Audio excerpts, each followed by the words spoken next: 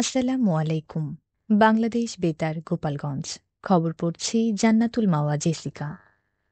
আগামী ৬ থেকে ১১ ডিসেম্বর পরিবার কল্যাণ সেবা ও প্রচার সপ্তাহ ২০২৫ উদযাপন উপলক্ষে এক অ্যাডভোকেসি ও প্রস্তুতিমূলক সভা গতকাল নড়াইল জেলা প্রশাসকের সম্মেলন কক্ষে অনুষ্ঠিত হয়।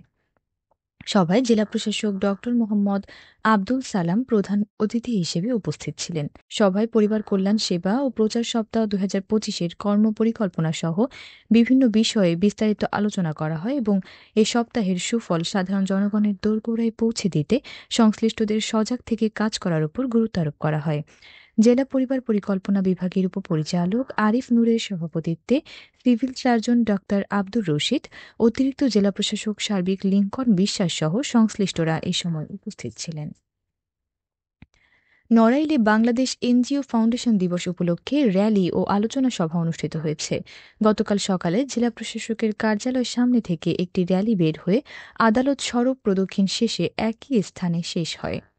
পরে জেলা প্রশাসকের সম্মেলন কক্ষে এক আলোচনা সভা হয়। অতিরিক্ত জেলা প্রশাসক সার্বিক লিংকন বিশ্বাস অনুষ্ঠানে প্রধান অতিথি ছিলেন। এ সময় বক্তারা বলেন, দেশের উন্নয়নে সরকারি কার্যক্রমের পাশাপাশি এনজিও সংস্থাগুলো গুরুত্বপূর্ণ ভূমিকা রেখে চলেছে। তারা হতদরিদ্র মানুষের জন্য ছাগল, গরু, সেলাই মেশিন, শিক্ষা সহায়তা, প্রতিবন্ধীদের উপকরণ সহ নানামুখী সহযোগিতা অব্যাহত রাখবে বলে আশা প্রকাশ করেন। রওশনারা কবি লিলির সভাপতিত্বে অতিরিক্ত জেলা প্রশাসক রাজস্ব মোহাম্মদ আহসান মাহমুদ রাসেল, এনজিও প্রতিনিধি ও উপকারভোগী সহ বিভিন্ন শ্রেণী পেশার মানুষ এ সময় উপস্থিত ছিলেন। বিএনপি চেয়ারপারসন বেগম খালেদা জিয়ার রোগমুক্তি কামনায় নড়াইলের লোহাগড়ায় আলোচনা সভা ও বিশেষ প্রার্থনা অনুষ্ঠিত হয়েছে। গতকাল শ্রী শ্রী সিদ্ধেশ্বরী কালীমাতা মন্দিরের নাট মন্দির প্রাঙ্গণে এই অনুষ্ঠানের আয়োজন করে মন্দির কমিটি।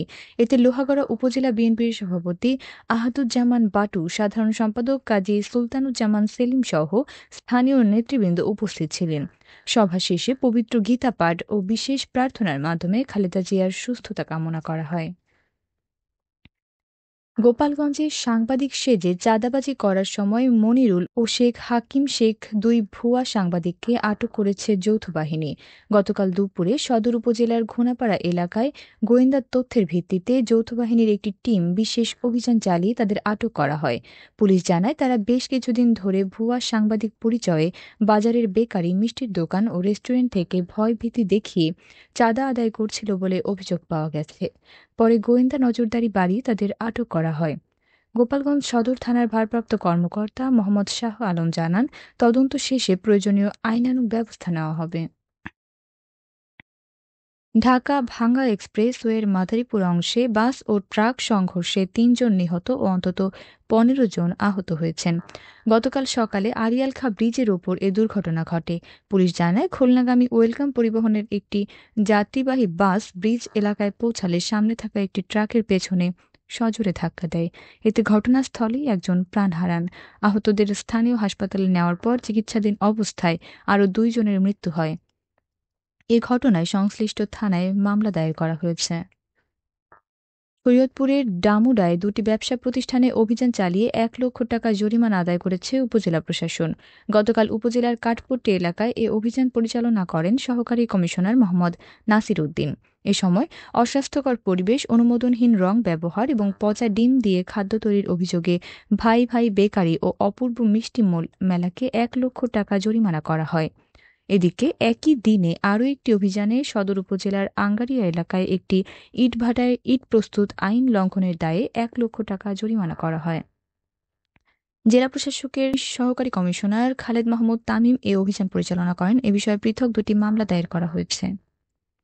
গোপালগঞ্জের টুঙ্গিপাড়ায় অভিযান চালিয়ে প্রায় ৬০ কেজি জাটকা ইলিশ জব্দ করেছে উপজেলা মৎস্য অধিদপ্তর। গতকাল উপজেলার নতুন বাজার এলাকায় এ অভিযান পরিচালনা করা হয়। মৎস্য অফিস জানায়, বাজারের একটি দোকানে জাটকা বিক্রি হচ্ছিল এমন খবর পেয়ে অভিযান চালায় মৎস্য অফিস। এ সময় দোকানদার জাটকা ফেলে পালিয়ে যায়। পরে জব্দকৃত জাটকা উপজেলা নির্বাহী কর্মকর্তা আলামিন হালদারের নির্দেশে ৪টি মাদ্রাসা ও এতিমখানার এতিম শিক্ষার্থীদের মাঝে বিতরণ করা হয়। সবশেষে আবহাওয়া।